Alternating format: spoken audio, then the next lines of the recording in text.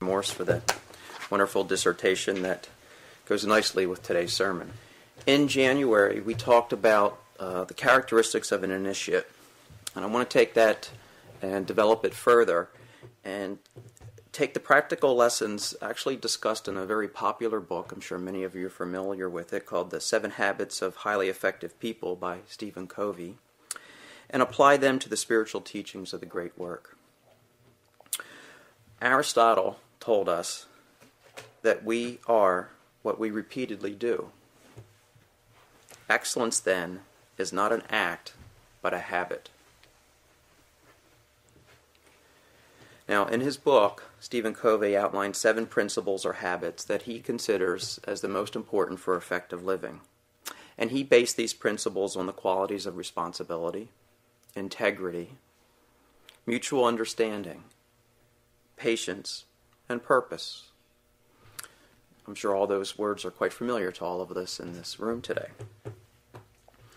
Concerning habits, Henry David Thoreau told us, "I know of no more encouraging fact than the unquestionable ability of man to elevate his life by conscious endeavor."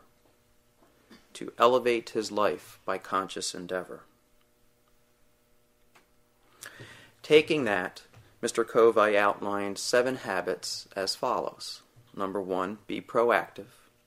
Number 2, begin with the end in mind, i.e., have a mission statement. Put first things first. Number 4, think win-win. I always think of Doc when I think win-win. Seek first to understand, then to be understood. Synergize and sharpen the saw. Overcoming the habits of the carnal animal body, procrastination, laziness, blaming others for our circumstances and our problems, is not easy. We all know that. As our dual being is repeatedly said, 99% carnal and 1% spiritual, this task is difficult but not impossible. However, we, our true spiritual self, are not our carnal habits. Mr. Covey tells us that we can replace old patterns of self-defeating behaviors with new patterns, new habits of effectiveness, as he says, new habits of happiness and trust. The fact that we can change our habits has been taught throughout the ages by the arcane schools, and it is known as transmutation. Old conditional habits won't let go easily. Actually, and initially on this process, they will usually fight back. But Thomas Paine told us, that which we obtain too easily, we esteem too lightly. It is dearest only which gives everything its value. Heaven knows how to put a proper price on its goods. So let's talk a little bit more about Mr. Covey's first habit, be proactive. We talked about it briefly in January's sermon, but I'm going to go in much more depth today. Dr. Clymer tells us that an initiate accepts conditions as they are and then proceeds to improve them with sound reasoning and controlled emotions. Mr. Covey says, we should ask ourselves, are my actions based on self-chosen values? In other words, principles of the great work? Or are my actions based on my moods, my carnal feelings, and my environmental circumstances? Proactivity is the foundation habit of all the 7 habits in Mr. Covey's book. Proactivity is one of the foundation principles of the great work. The first step in being proactive is to understand that we are the product of our thoughts and feelings, and that our thoughts and feelings can be changed or transmuted into productive ones. We do not have to be governed by our lower feelings and emotions, and it is our responsibility to consciously transmute them into the ones that promote effective living and spiritual growth. There are still many people who believe we are somehow predestined to behave in certain ways. It's still very common. I see it every day. There's 3 theories of predetermination that are float out there. Number 1 is genetic determinism, meaning our genes dictate our personality and therefore our habits, and they can't be changed. It's genetic. It's who we are. Psychic determinism. This is a concept much more popular today, although it seemed to start with Freudian psychology. And it's the psychological concept that states that we are significantly influenced by childhood experiences and our parenting. In other words, our parents did it to us. We're victims of what our parents did or did not do. Now, we are significantly influenced by our childhood, and Dr. Clymer even went further when he described prenatal influences upon the personality of the developing baby, which can persist into adulthood. And we'll talk about that a little bit more. And number 3 is environmental determinism. This says our boss, our spouse, our economic situation, our government, our health problems is doing it to us. In other words, our environment has control over us and thus dictates our behavior. Now, each one of these theories of predestination or predeterminism is actually based on a stimulus-response theory of condition, action and reaction. However, this theory was based upon animal studies, studies of rats, monkeys, pigeons, and dogs, and on people with neurotic and psychotic disorders.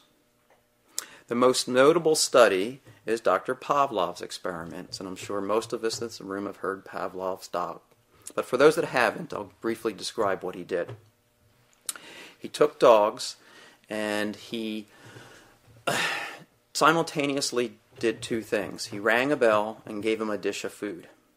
Okay. When dogs saw a dish of food that had been purposely made to be hungry, they immediately salivated at the sight of the food.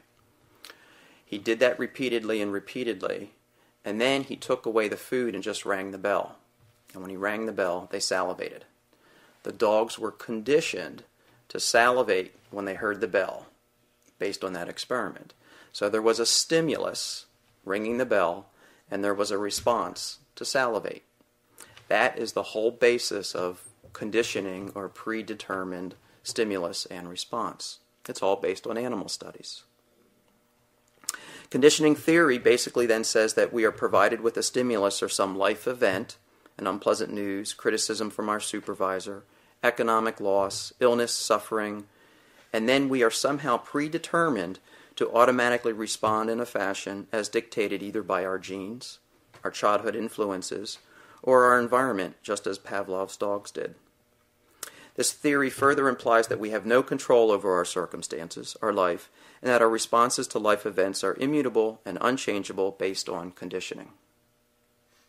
The theory of conditioning actually is true, but the modern psychological application of that is false. Each of the deterministic factors, genetics, parenting, and environment, do affect our physical animal body in a very consistent way, just as they did with Pavlov's dogs. However, where the falsehood lies is in the unspiritual scientific interpretation that it ends there. These conditioning influences are not set in stone, or there would be no just God. Science does not understand that because we have a soul, a spark of God, residing in our carnal body, and consequently, we have a self-aware mind that is not part of the animal brain. The animal can only react in a conditioned response to a stimulus, but a human being can use his or her rational mind to consciously stop short of the animal conditioned response and choose a different response. This is the habit of proactivity in action. This is transmutation in action. We can engage our good memories, our imagination, and our independent will to write new responses to replace the previously conditioned ones that hold us back in our daily life. Between stimulus and response is our greatest power, the freedom to choose. Now, reactive people permit a stimulus to automatically create a conditioned response in them. They allow their physical environment to affect them. If the weather is good, there's no trouble, there's no problems, they feel good. If the weather is bad, it affects their attitude and their performance. Proactive individuals are not affected by the weather in their life. They are value-driven, and if their value is to produce good quality work in their life, to do good, It isn't a function of whether the weather is conducive to it or not. They do not blame circumstances, conditions, or conditioning for their behavior. Their behavior is not a product of their conditions, their environment, or the people around them.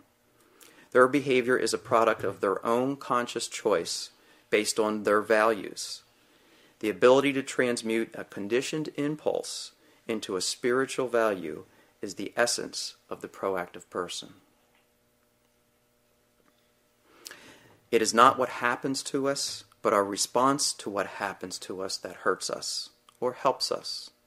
What matters most is how we respond to what we experience in life. I'd like to give a few examples. I'm going to start with an example that Mr. Covey gives us. He talks about Viktor Frankl. He was a Jewish psychiatrist firmly entrenched in the Freudian deterministic theories of psychology, that the character and personality is permanently determined by our childhood experiences. He was subsequently imprisoned in a Nazi concentration camp, and he lost his brother, his wife, and his parents to the death camps. He was tortured and endured atrocities unthinkable under the hands of the Nazis. One day, while alone and naked in a small torture room, he became self-aware of his ability to choose his response to the horrendous environment he found himself in. He realized that he could decide within himself how all of this was going to affect him. Between what happened to him, the stimulus, and his response to it was his freedom or power to choose that response. In the midst of his torture, he would use his past good memories and his imagination and project himself into a different circumstance, such as lecturing to his students after his release from the death camps. In his mind's eye, he would see himself in the classroom and give his students the lessons he was learning during his very torture. He continued this process every day. He made it a habit, and it grew to the point where he actually had more freedom than his Nazi captors. They had more liberty and more options to choose from their environment, but he had more spiritual freedom, more internal power to exercise his options. He became an inspiration to other prisoners and even to some of the Nazi guards. He helped others find meaning in their suffering and dignity in their prison existence. We have past examples. St. John wrote his Revelations Apocalypse while imprisoned in a dark, dank dungeon below the level of the Mediterranean Sea in the Greek island of Patmos. John Bunyan wrote his Pilgrim's Progress in a Bedford jail. We have other examples that I think all of us can relate to, where people chose their response and how they would react to the circumstances in their environment, and did not let the environment and the circumstance dictate a conditioned response. The next step, above and beyond choosing our response and being proactive, is taking the initiative. In other words, seizing the day, carpe diem. Being proactive means more than just checking and transmuting our responses. It also means taking the initiative. Many people will wait for something to happen or for someone to come along and take care of them. Taking the initiative does not imply being pushy, obnoxious, or rudely aggressive. It does mean taking the responsibility to make things happen in our life. It means using our rational mind to analyze the problems in our life, our job, our relationships, and take the initiative to try to solve them. It means taking the responsibility to act. If we wait to be acted upon, we will be acted upon. Carpe diem means seize the day. I say this to my children every morning before going to work. At this age, they may not understand its full meaning now, but I'm actually trying to build the proactive habit that someday they can rely upon in their adult life. Taking initiative also implies living the language of be versus the language of have. And let me give you some examples. Reactive people live in the world of the haves. I'll be happy when I have my house paid off. If only I had a boss who wasn't such a dictator. If only I had a more patient husband. If only I had more obedient kids. If I had my degree, I could. If I could just have more time to myself. Proactive people live in the language of be. I can be more resourceful. I can be more diligent. I can be more creative. I can be more cooperative. I can be more loving. I can be a better student. I can be a more dedicated employee. And I can be more understanding.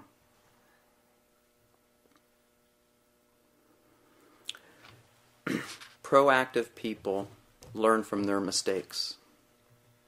The proactive person recognizes mistakes as learning experiences and stepping stones to success. Proactive people do not berate themselves over making mistakes, but value the lesson of not repeating the same mistake. Remember, it is not what others do, or even our own mistakes that hurt us most. It is our response to those events that hurt us most. Do we wallow in paralyzing self-pity because we made a mistake? Or do we, do whatever it takes, corrective action, and possible to learn from it and press on? Most of the complaints I now receive, most of the compliments I now receive from my patients actually are attributes that I learned from making many mistakes in the past. Now, listening to the criticisms received, no matter how hard it was, and incorporating the learning experience into self-improvement. Consequently, those I now see reap the benefits of my past mistakes. I constantly remind myself of Abraham Lincoln, who failed, I believe, 12 times in his attempts at doing something before he became President of the United States. Another attribute of the proactive person is to keep commitments, to keep our word. Now, it's important that we don't overcommit, and it's important that we choose our commitments rationally and intelligently. But those that we choose to do, we should commit to and perform. This includes our spiritual studies and our spiritual exercises. Being proactive engages the spiritual law of action and reaction to return to us the help of the hierarchies. This is the spiritual law of proactivity that is not discussed in Mr. Covey's book. Let me say it again. Being proactive engages the spiritual law of action and reaction to return to us the help of the hierarchies. By making the daily habit of being proactive, not only do you reap the benefits of a more effective living in your personal life, you call to the aid those God-ordained celestial beings whose job it is to help those who try to help themselves. I'd like to give a brief example before I finish that basically describes the last 16 hours. After I came home from work yesterday evening and sat down to work on this morning's sermon, I really didn't have any tremendous ideas, and I really didn't have any messages or thoughts that just seemed to be blocked, so to speak. And as I was working on that, I got a call and I got paged to the hospital. And initially, my conditioned response came up, now what am I going to do? How am I going to do both things? But I assessed the situation and did what needed to be done, kept my commitment, saw the person in the hospital and came home later that evening, and then everything started flowing. When I got up this morning, I had more help from the hierarchies than I could ever imagine. Now, had I not tried to transmute that conditioned response and wallowed in self-pity and said, woe is me, why does this have to happen now? I don't know what kind of help I would have received. But it was very, very simple, and I'm sure that the hierarchies were testing my resolve to give today's sermon on proactivity and live what I state, so to speak. It was a very good learning experience. Now, what I want to finish with is we can see that the word proactive means more than merely taking an initiative to do something or accomplish something. It means we are responsible for our own lives. It means we are responsible for our own lives. It means that our behavior is a function of our conscious choices and our conscious decisions, not our conditions or environment. It means that we can transmute our carnal feelings into spiritual values, and that we have the responsibility to make things happen in our life to our benefit and to the benefit of others and to the glory of God. P.B. Randolph summarized this extremely well by his statement, "Enthusiasts are the ambassadors of God." By being proactive in our daily lives, we become enthusiasts and thus ambassadors of God. Thank you. No jokes today. Are there any questions or comments? Trudy. Yes, I was thinking when people hit the bottom, like this Dr. Frankl and Bunyan, and what opens up? Is it what changed his attitude? Was it his soul coming to help him? Was it the hierarchies coming to help him? What do you think opened up there that they wouldn't have gotten through those experiences if they wouldn't be where they were? I thought about that actually this morning. I think we all have the ability and the capability to do this. But because we're 99% carnal and 1% spiritual, frequently it takes sometimes extreme circumstances to force us to access that. And in his case, he was obviously, understanding him, very brilliant psychiatrist, very inherently believing in the determinism of Freudian psychology. And for him, it probably took an extreme circumstance to get beyond that and access his true spiritual being.